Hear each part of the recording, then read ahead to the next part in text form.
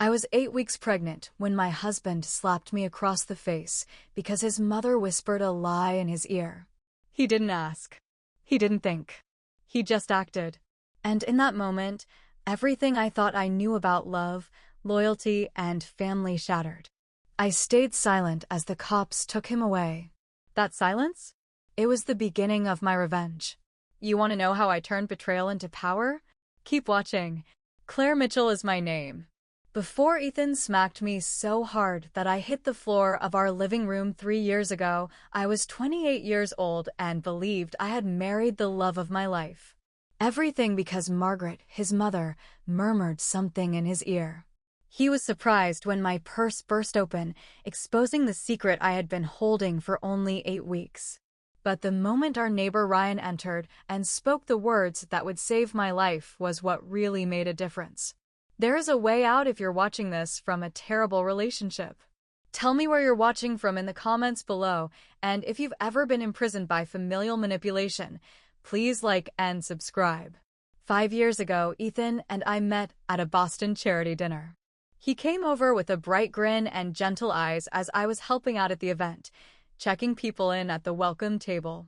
I laughed when he made a joke about the little appetizers, and somehow we ended up chatting for almost an hour, until my boss politely reminded me of my responsibilities.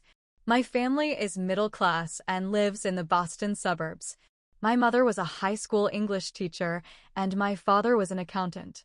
They instilled strong morals in me while also promoting my independence. I received a partial scholarship to attend a public college, worked part-time jobs to pay for my education, and earned a marketing degree upon graduation. I was advancing my career one project at a time at a modest advertising agency when I first met Ethan. That being said, Ethan was from a more affluent family. While Ethan was in law school, his father, a prosperous corporate lawyer, passed away. Margaret, his mother, had never held a job outside the house, but she kept their social standing up by volunteering and being involved in the community. Ethan became a lawyer, just like his father. He had recently been promoted to junior partner at his firm when we first met. Our courtship resembled a romantic film, complete with handwritten notes left on my windshield, surprise lunches in the park, and weekend excursions to quaint bed and breakfasts in the countryside. Ethan was considerate, focused, and appeared to sincerely care about my ideas and aspirations. After 18 months of dating, he asked me to marry him, and I said yes without hesitation. The wedding was lovely, but in hindsight, I should have recognized the warning signs. Margaret insisted on having a say in all choices, including my outfit, the menu, and the location. "Mom knows best about these things," Ethan would often reply, supporting her. I dismissed it as pre-wedding anxiety and assured myself that after the honeymoon, everything will fall into its own rhythm. Let's just make Mom happy. For the most part, our first year of marriage was joyful. We intended to establish a family someday, so we purchased a lovely suburban house with a large yard and adequate bedrooms. At my agency, I had been promoted to account manager, and Ethan's career was still thriving. We appeared to be the ideal young couple, creating our ideal life together. Margaret lived in the family home where Ethan was raised, around 30 minutes distant. At first, she came for Sunday dinner once every few weeks. Although she was always courteous to me, there was a hint of criticism in her remarks. "I see you've decorated with those modern pieces. Interesting choice." Or, "The roast is a little dry. Dear, but you'll learn with practice." Ethan didn't appear to notice. Or, if he did, he chose not to admit it. Over time, I saw that Ethan's behavior changed when his mother was there. My husband, a self-assured and decisive man, would turn submissive and would constantly seek her praise. He would consult Margaret before making household purchases, adjust our plans if she offered a different option, and quote her views as though they were unquestionable. I was prepared to have children in spite of this mounting worry. Before we got married, Ethan and I had spoken about starting a family and decided that we wanted to have kids while we were still young. But Margaret had other plans. She would remark things like, "Ethan needs to focus on becoming a senior partner before taking on the responsibility of children," or "modern couples are waiting until their mid-30s," if the topic was brought up in front of her. I asked Ethan why he hadn't informed his mother about our plans after he made one such remark during a family get-together. He seemed truly bewildered. He remarked, "Mom only wants what's best for us. Perhaps she is right about waiting." We had never taken a big decision without Margaret's tacit permission, I realized as I lay awake next to my sleeping spouse that night. I still had faith in our marriage and loved Ethan. I proposed that we reach a compromise by ceasing to use contraception and observing the natural course of events. Ethan consented, but he insisted that I keep our attempt a secret from his mother. From the start, Jenna, my closest friend, had forewarned me about Ethan's friendship with Margaret. After meeting them at our engagement party, she had said, "He's too attached to his mom's apron strings." I had defended him at the time, saying that since his father's passing, they had become closer. I was beginning to question whether Jenna had noticed something that I had overlooked. As our second anniversary drew near, I came to the realization that my ideal marriage was mostly a front. However, I remained optimistic that we might resolve our problems. I was devoted to Ethan, and he was a decent man at heart. All I had to do was figure out how to set up more sensible limits with Margaret. Margaret had become more involved in our life during the previous 6 months. Inexplicably, what began as weekly Sunday dinners evolved into 3 or 4 weekly visits. She would unexpectedly stop by with goods she believed we needed or to deliver dry cleaning she had collected for Ethan because it was on her way. However, it wasn't. Or just to make sure we were eating enough. These incursions never seemed to disturb Ethan. In fact, without first talking to me, he supported them and even gave her a key to our house for emergencies. He gave me a look as though I had made a ridiculous suggestion when I voiced my uneasiness. He added, "She's my mother, Claire," with a sharpness to his voice that I had hardly ever heard before. "She is merely attempting to assist us." It didn't feel helpful, though. In my own home, Margaret had a knack for making me feel unworthy. She would move the dishes I had just put away because they fit better another way, run her finger down a shelf and check it for dust, or open our refrigerator and make quiet, disapproving noises at the contents.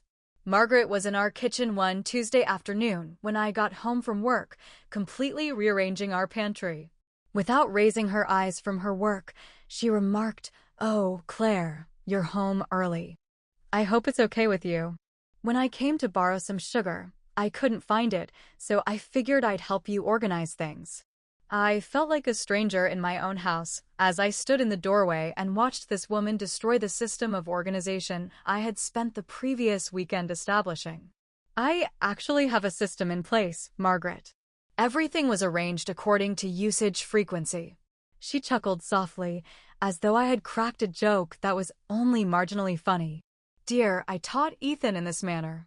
It makes much more sense to organize a proper pantry alphabetically." Instead of arguing, I summoned Jenna and went back to our bedroom. Jenna remarked simply, "She's marking her territory like a dog peeing on a fire hydrant." I said, "That's a pretty picture," but I couldn't dispute the veracity of her judgment. "Have you discussed your feelings about this with Ethan?" I had made an attempt. Several times. However, Ethan had a knack of making every discussion about his mother into an attack on my emotional intelligence. His usual reply was, "You know, Mom doesn't mean anything by it." Or, "She's merely attempting to assist." And, "You're overreacting," which is my particular fave. When we threw a dinner party for Ethan's law firm colleagues, the matter finally reached a breaking point. In order to ensure that everything would be flawless, I had spent days organizing the food and cleaning the house. Margaret came 3 hours early, supposedly to assist, but she went on to criticize everything, including the napkin placement and my wine selection. My confidence was crushed by the time the visitors showed up. But I pretended to be fearless. During dinner, everything appeared to be going smoothly until Margaret lifted her glass and uttered, "We ought to recognize Ethan's efforts tonight, in my opinion." Despite his hectic schedule, he even managed to choose these beautiful centerpieces. Ethan was well aware that I had selected and set up the centerpieces myself. He corrected her, and I waited to recognize my work. But all he did was grin and take the compliment. Ethan denied my feelings when I questioned him after everyone had left. Claire, it's not a huge problem. All Mom wanted was for me to appear well in front of my boss. At my expense, I acknowledged.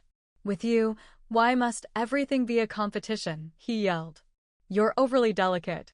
You're constantly searching for insults where none exist, whereas Mom goes out of her way to include you. I thought I was going crazy. Was I being overly sensitive, really?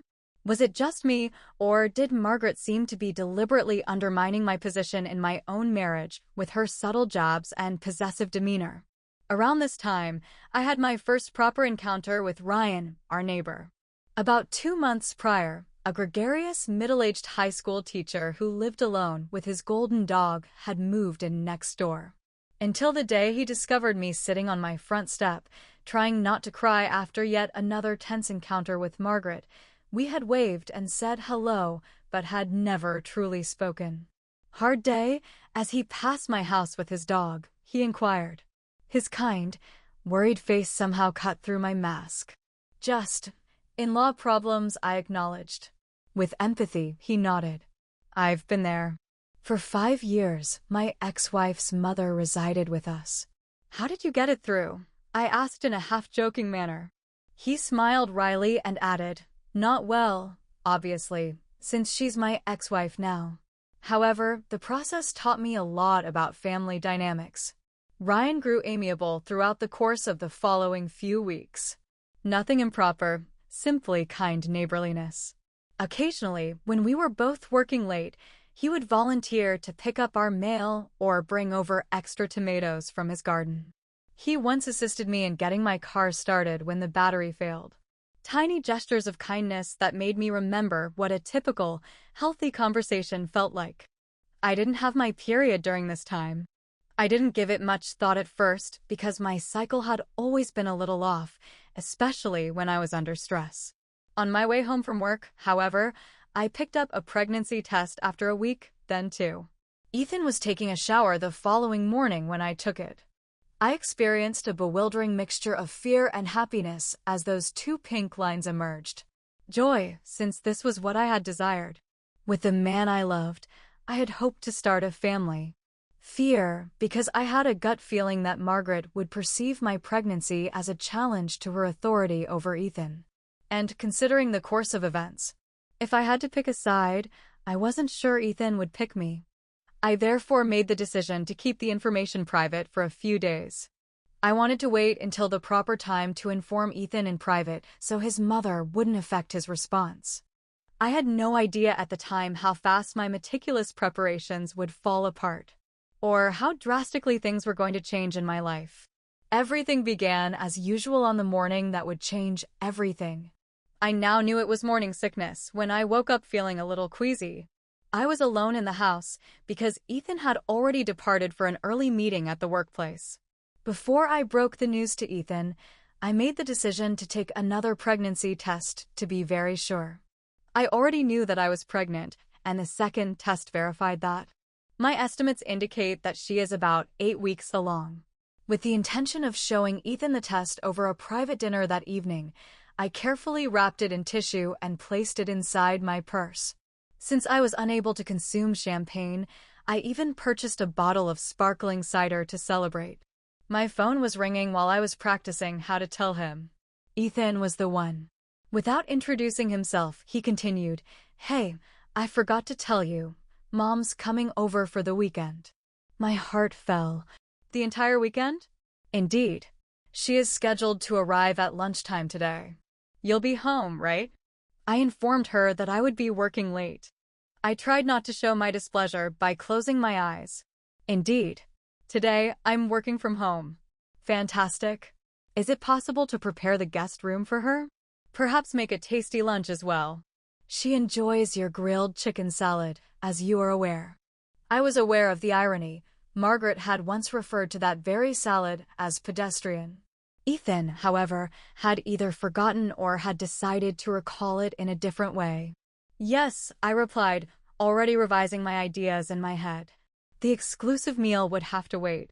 With Margaret in the house, I couldn't possibly tell Ethan about the baby. She would somehow make it all about her, or worse, stifle his excitement completely. I changed the sheets in the guest rooms, cleaned the already tidy house, and made a fancy lunch that I hoped would satisfy Margaret's implicit expectations. I was tired and sick by the time she came, which was exactly at noon, but I had managed to arrange a lovely table on our patio. Margaret kissed my cheeks and whispered, "Claire, you look tired, dear.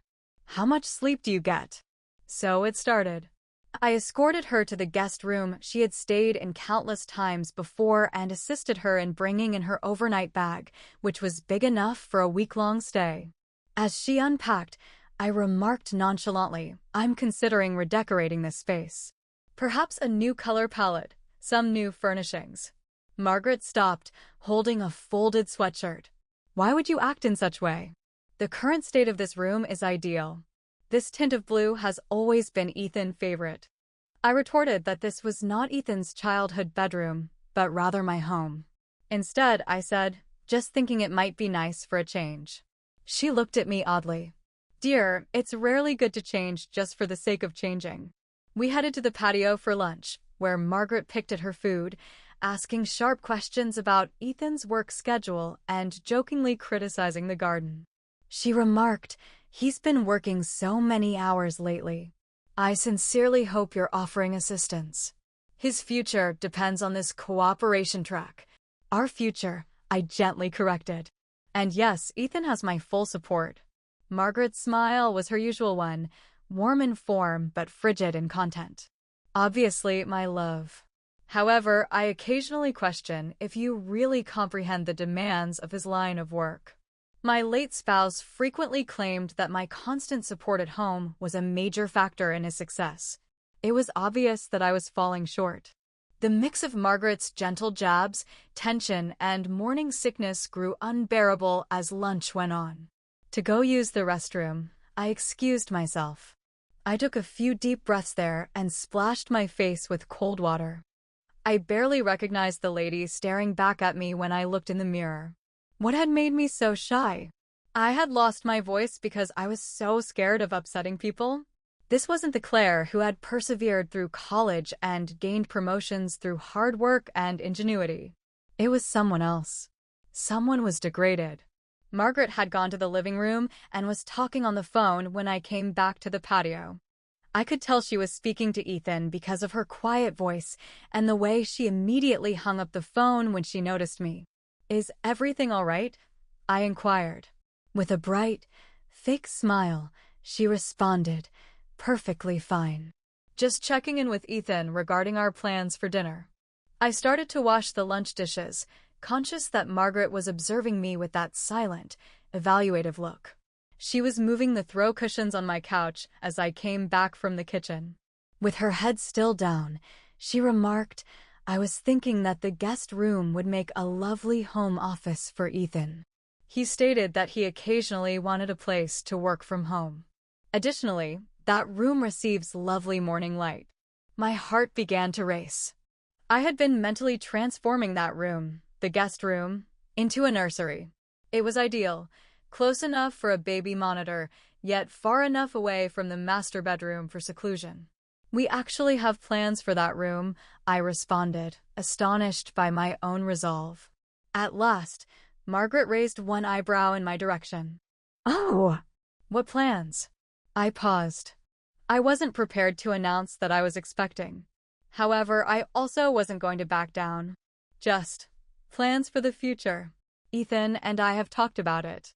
She smiled condescendingly at me. "Dear, I talk to Ethan almost every day. No intentions for that Claire have been disclosed by him."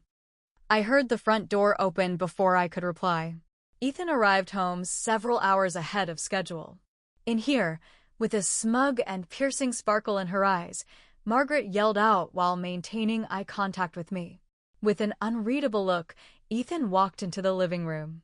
After kissing his mother's cheek, he gave me a clumsy peck that seemed more like duty than love.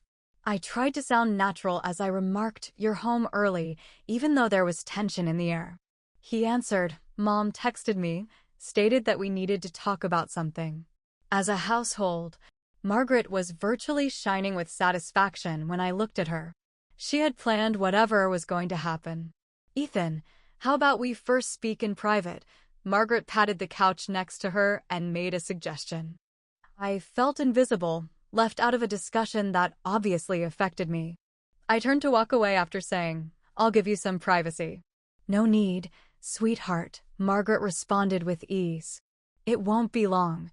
She moved near to Ethan and started whispering in his ear while I stood awkwardly in the doorway. Even though I couldn't hear her, I could see Ethan's face deepen with each syllable. His gaze shifted from me to her and returned to me once more, with anything in it that I had never seen pointed at me before.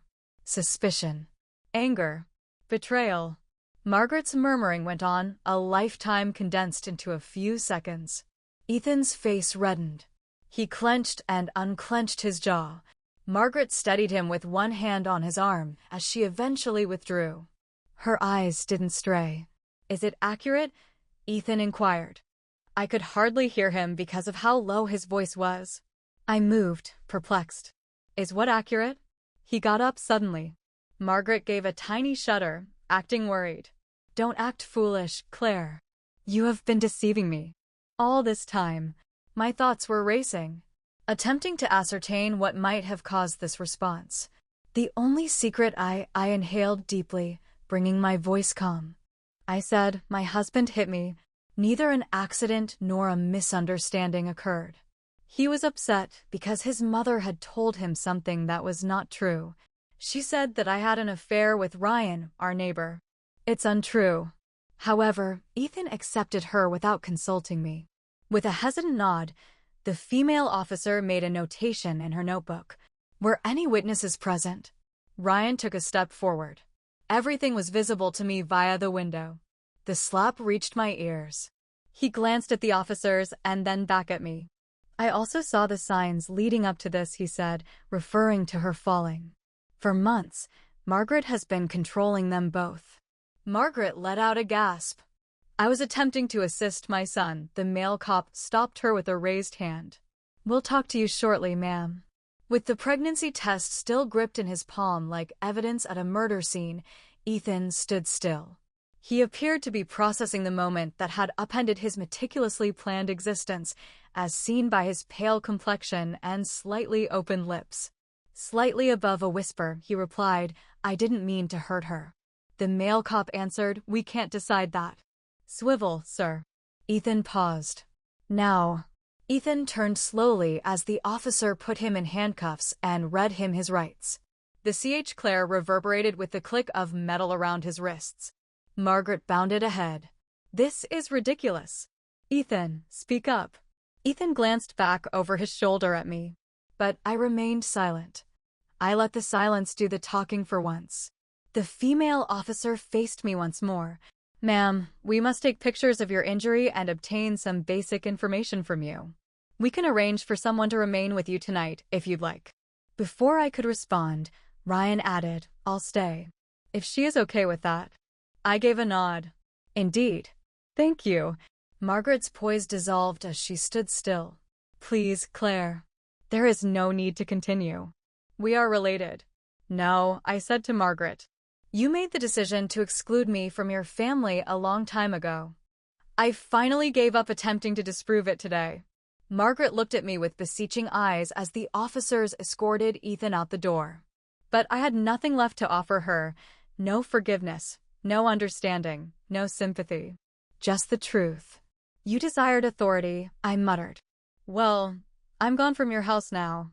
After that, I walked away from her, past the broken facade of my marriage, and into the light of an unplanned future in which I was at last prepared to confront any reason why someone might not believe me. Not once. Ethan's face was buried in his hands. "I understand. I know, God." I simply reacted without thinking. I gave in to my rage and the voice of my mother in my mind. I didn't even pause to inquire. That's the issue, Ethan, I stated, now speaking steadily. You continued. You didn't inquire. You simply assumed the worst. About me. About us. His face was etched with despair as he gazed up. Claire, I want to put this right. I'll do whatever it takes, including marriage counseling, therapy, and reducing my interaction with Mom. I'll show you that I am capable of changing. We were silent for a long time. Finally, I responded, I won't stay to find out, but I'm not saying you can't change. Not while I'm expecting. Not after your actions. It's no longer just about us. I must keep our child safe. I must defend myself. With tears streaming down his cheeks, Ethan nodded slowly. I get it. I already miss you.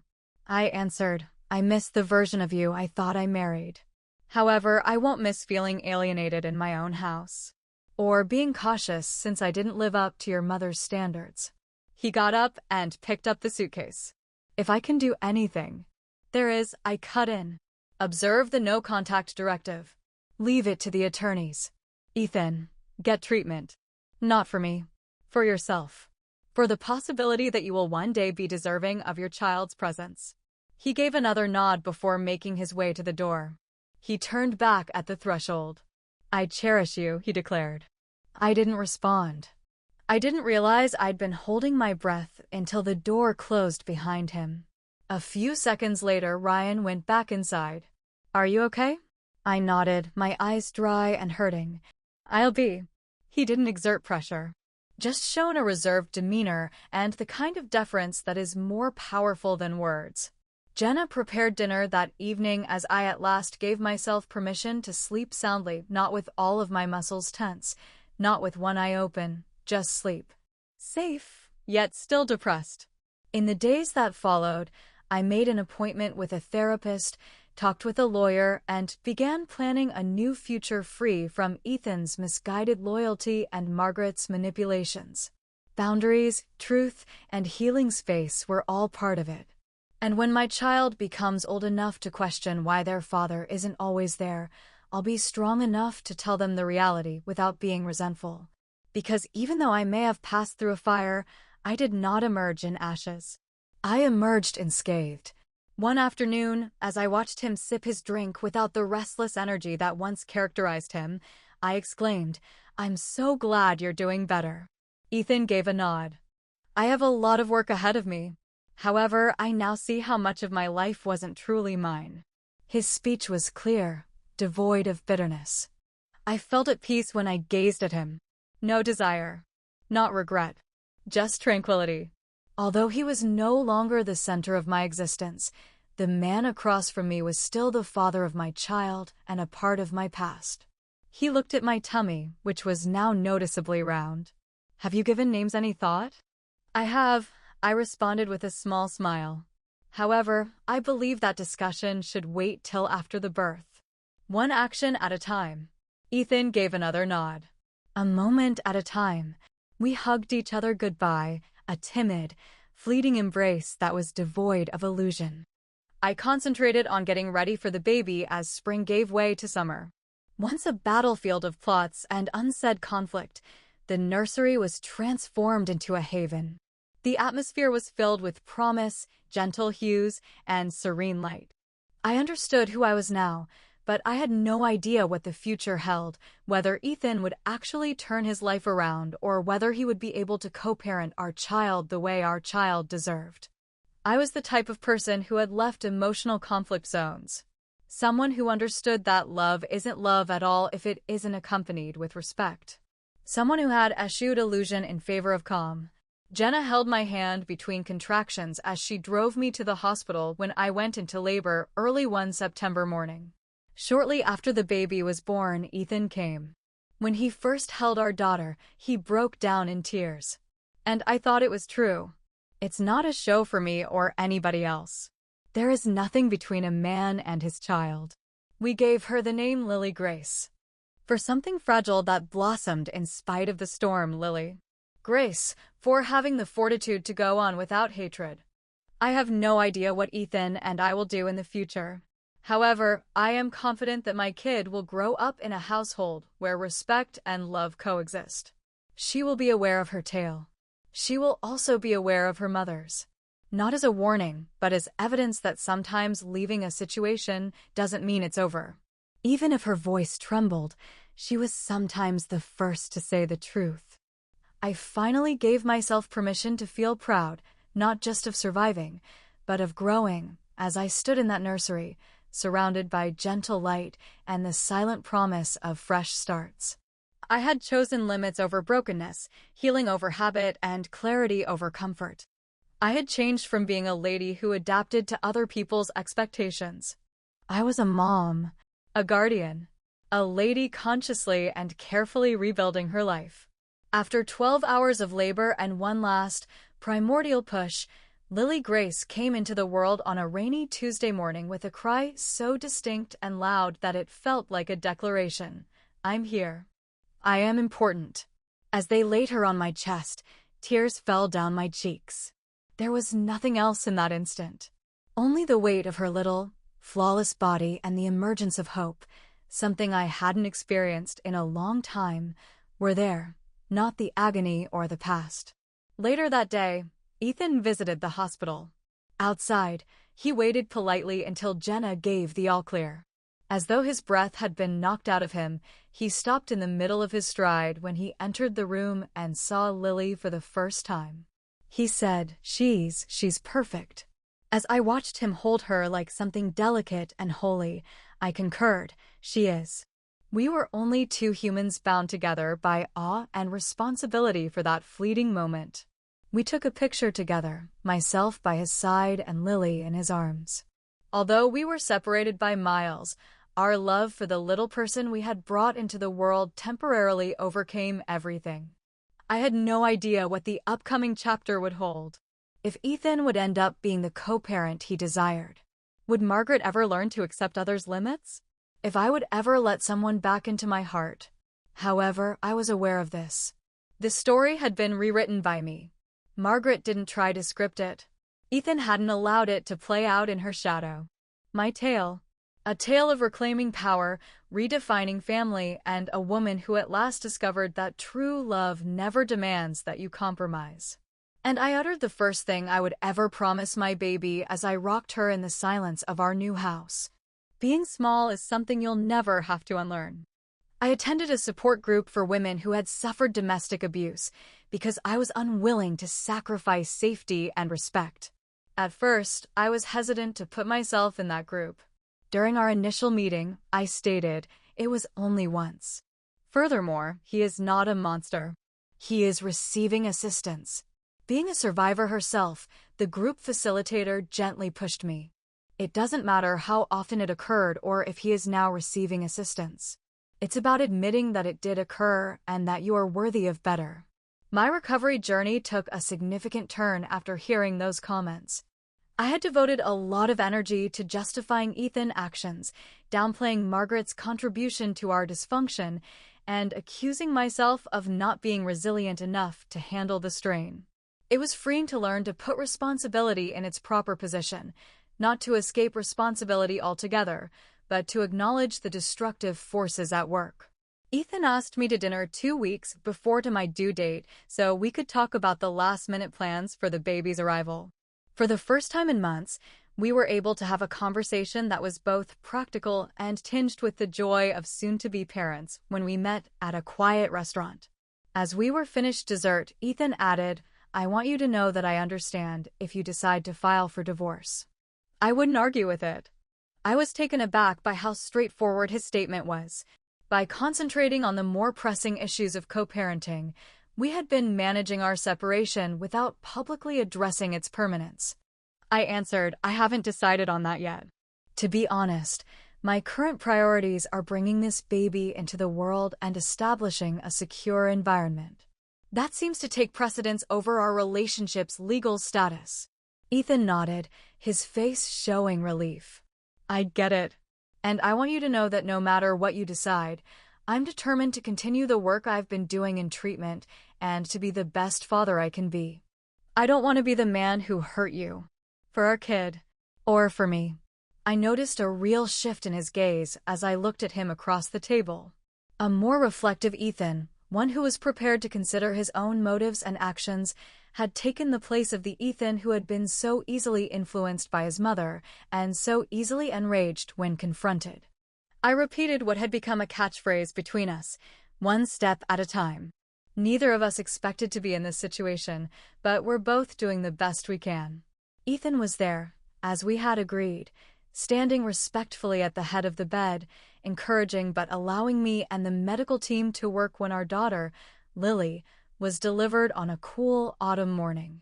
Ethan's eyes were as teary as mine were as the nurse laid our daughter in my arms. It was an unadulterated moment of happiness, untarnished by the difficulties in our relationship.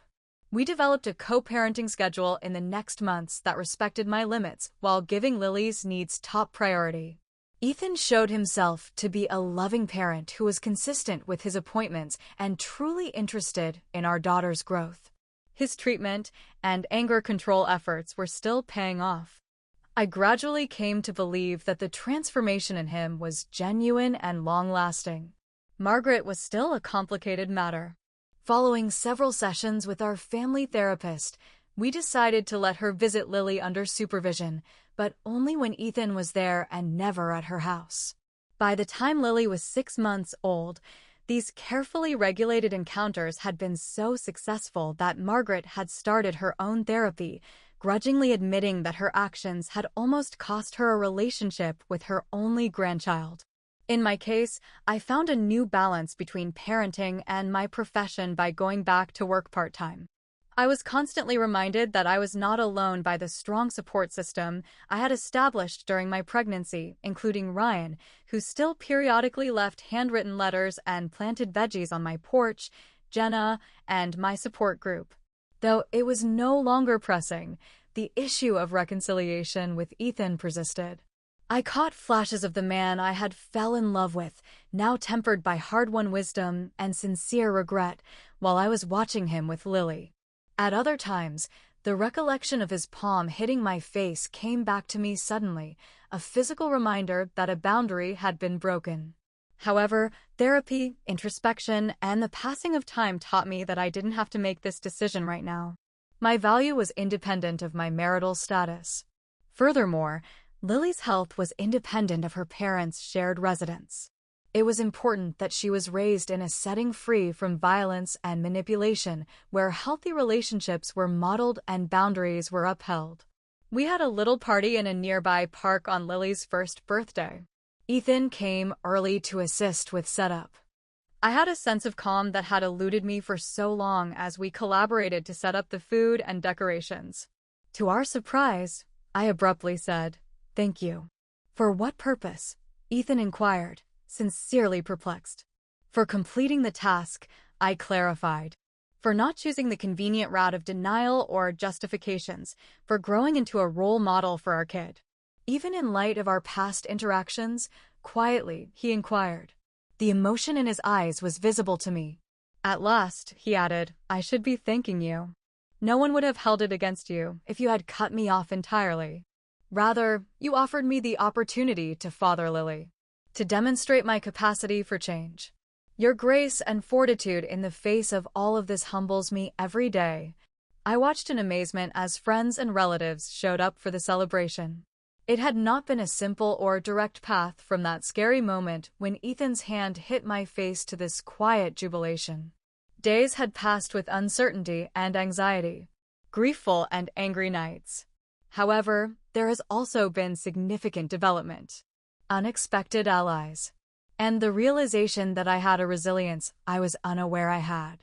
The most crucial thing I had learned was to follow my gut, to be able to tell when something doesn't feel right, even when other people say it is. In an environment where her word was never questioned and where maintaining the image of family peace was more important than the truth, Margaret's manipulations had thrived. I had opened the door to real healing for all of us by disrupting that cycle and demanding accountability, even when it hurt. For Lily in particular. In the presence of others who genuinely cared about my daughter's welfare, I watched her face light up with joy as she tasted her first birthday cake. I knew that, no matter what the future held for Ethan and me as a marriage, we had already accomplished the most crucial task. Our child could construct her life on the respect, integrity, and love we had established. Please be aware of the following if you're viewing this and can relate any portion of my story to your own experience. You're not by yourself. When something doesn't seem right, follow your gut. Never hesitate to ask for assistance. At first, the way forward might not be obvious. However, things get a bit better with every step you take in the direction of safety and self-respect. If this tale touched you in any way, or if you have personal experience identifying and escaping manipulation, please share your thoughts in the comments section. Please share this video with anyone who might need to hear that there is life, beautiful, true life, after betrayal, and if you found value in my story, please like and subscribe. And that's the thing about revenge. Sometimes, the most powerful kind isn't loud or dramatic. It's choosing peace when you could choose chaos.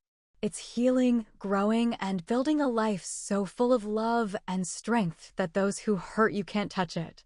If you're carrying anger or betrayal, start by setting boundaries, focus on your healing, and walk away with your head high. You deserve peace. Have you ever turned your pain into power? Share your story in the comments. I'd love to hear how you rose above it all. What does living well mean to you?